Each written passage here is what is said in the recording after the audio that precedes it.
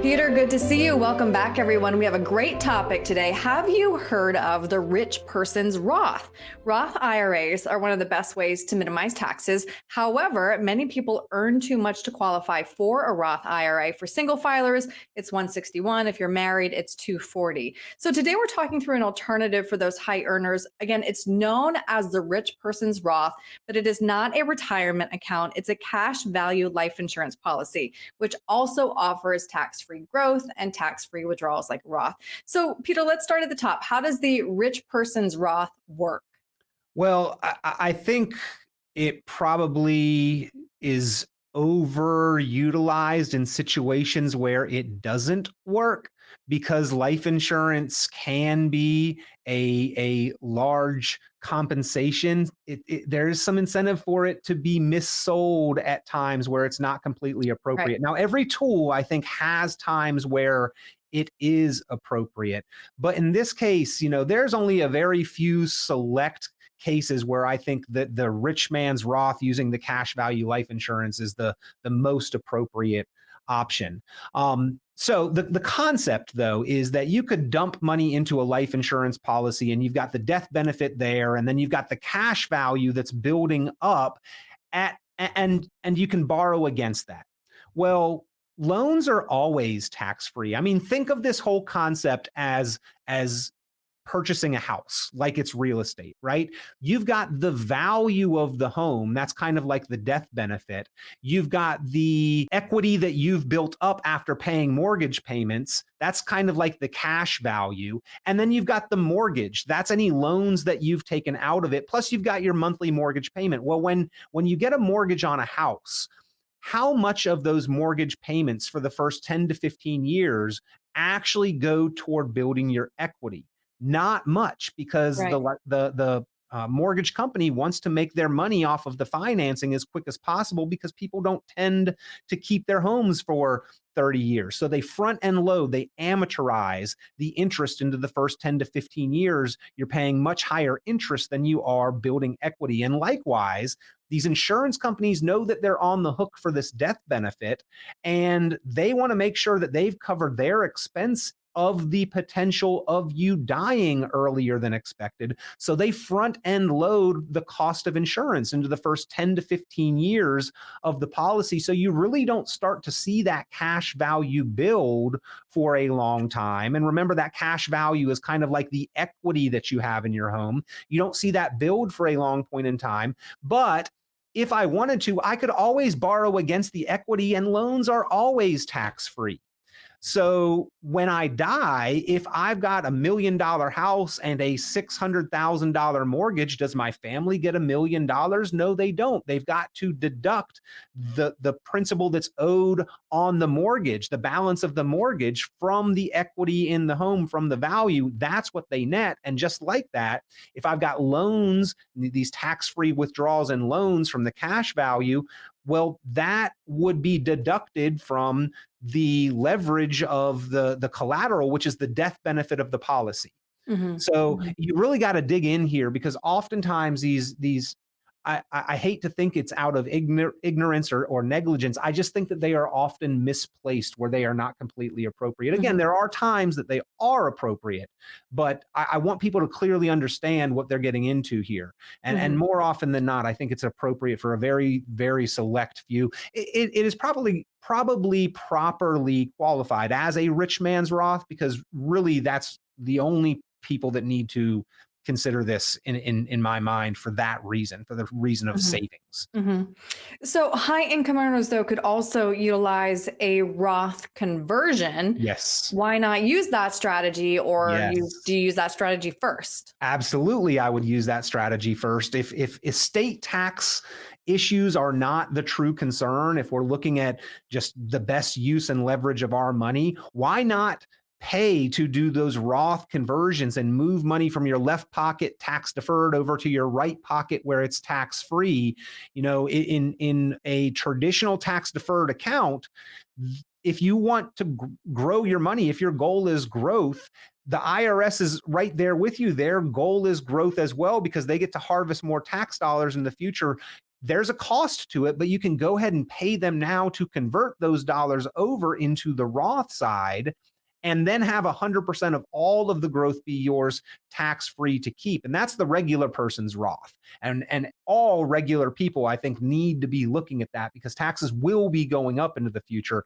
That's what more people need to focus on, because within that strategy, there's not the built-in internal cost of insurance that you've got to pay. There's just the taxation. And on the other side, to buy life insurance, you've got to pay tax on the dollars that you're using for premium payments anyway. So I think that that is the first and foremost consideration. And then once we've exhausted that, then we may look at the cash value of life insurance and the rich man's Roth. Hmm.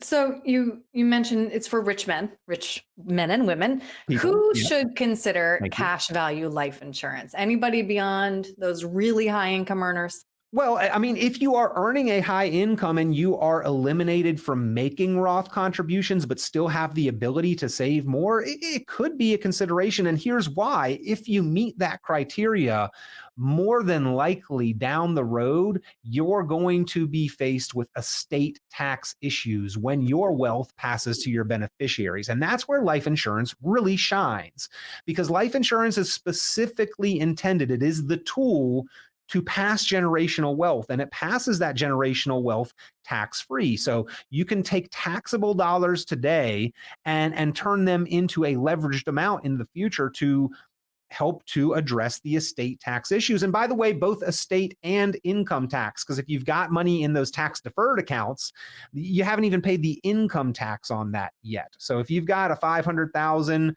million, $5 million IRA or 401k, like, you're going to have to pay the income tax on that first when it passes, and then be subject to estate tax levels, which could come down, will come down into the future.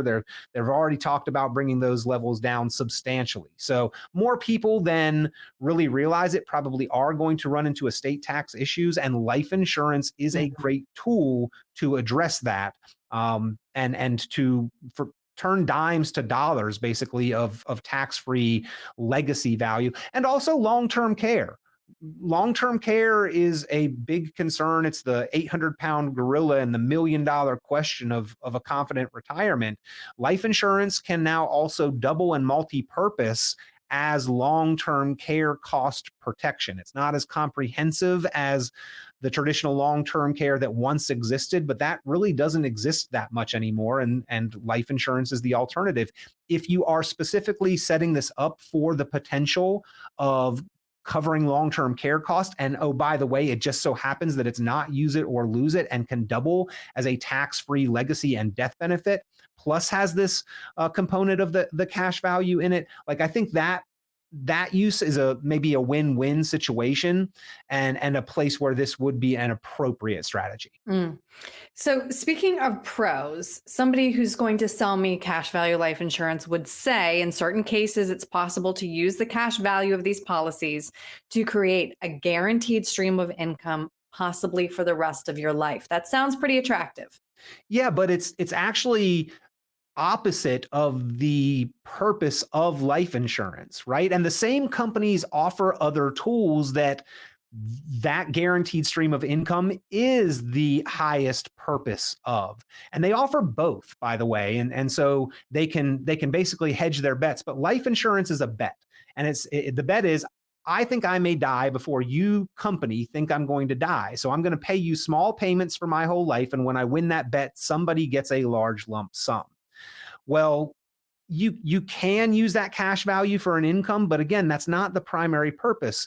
Annuities, on the other hand, are the opposite side of the bet. You're betting with the same company. Hey, I think I'm going to live longer than you think I'm going to live, so I'll give you a lump sum today, and then you're going to contractually be guaranteed to pay me a lifetime stream of income no matter how long I may live. That's the tool that does that job. Both can do the job for the others. Annuities can pass on wealth, and life insurance can create an income, but they both do their specific individual job much, much better than they do the other one's job. And these companies remain financially stable because they do offer both sides of that life expectancy bet there. And they play the odds on both sides. and invest over lifetimes rather than on the profits of a single company in a particular period of time. Well, and these companies remain solvent and profitable because I can't remember the number, Peter, you might know it.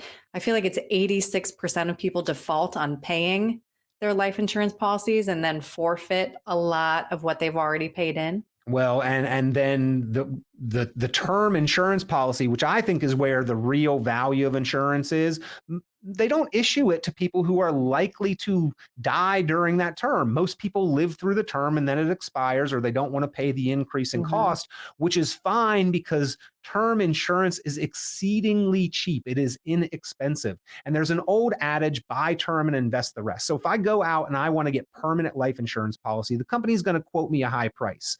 But if I want term insurance, it is going to be a significantly cheaper price. If I invest that difference over the term, then I build up money to hopefully by the end of that term be relatively self-insured, which I'm then not forced to pay the cost of insurance on thereafter and can borrow against or leverage for the purpose of an income.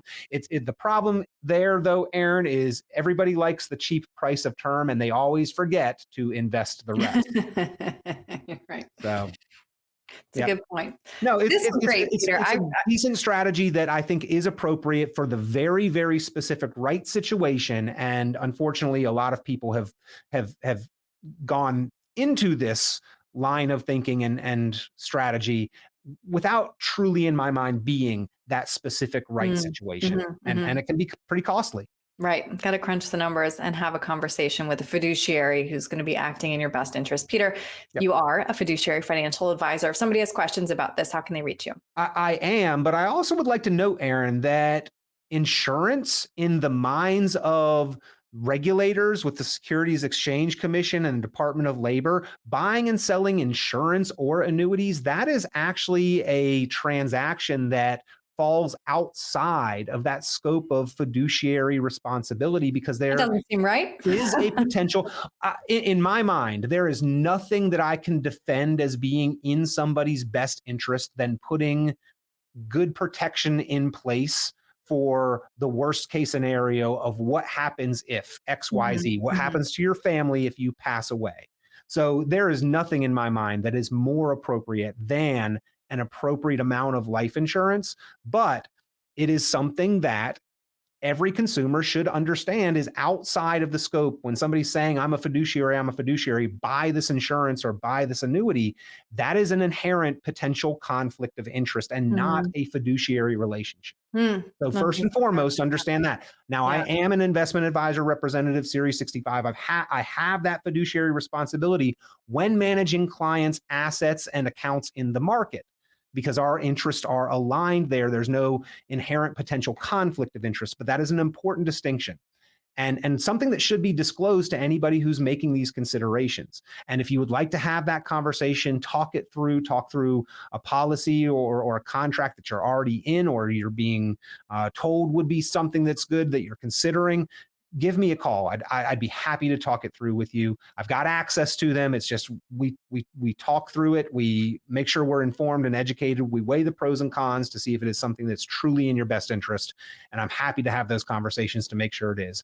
919-300-5886 is the number to call. 919-300-5886.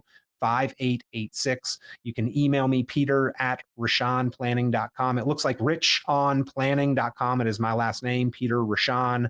You can also go online to our website, richonplanning.com is again what it looks like.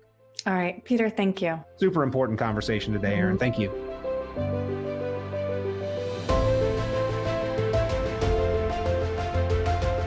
Hey everyone, Peter Richon here. Hope you enjoy the content. As always, make sure that you like, subscribe, share the videos with others that may find this information helpful. And as always, you're welcome to be in touch or to submit questions or comments. You can comment below the video anything that you'd like to see or hear shared on our YouTube channel and in future videos. If you got a topic that you've been thinking about or is of concern for you financially, be sure to let us know. We'd love to help you by discussing it on the channel. So Appreciate the continued views and the likes and the subscribes, the shares, the comments, always helpful. We look forward to getting you the information that you need.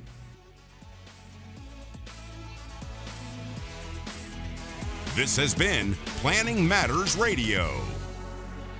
The content of this radio show is provided for informational purposes only and is not a solicitation or recommendation of any investment strategy. You are encouraged to seek investment, tax, or legal advice from an independent professional advisor. Any investments and/or investment strategies mentioned involve risk, including the possible loss of principal. Advisory services offered through Brookzone Capital Management, a registered investment advisor. Fiduciary duty extends solely to investment advisory advice and does not extend to other activities such as insurance or broker-dealer services. Advisory clients are charged a quarterly fee for assets under management, while insurance products pay a commission, which may result in a conflict of interest regarding compensation.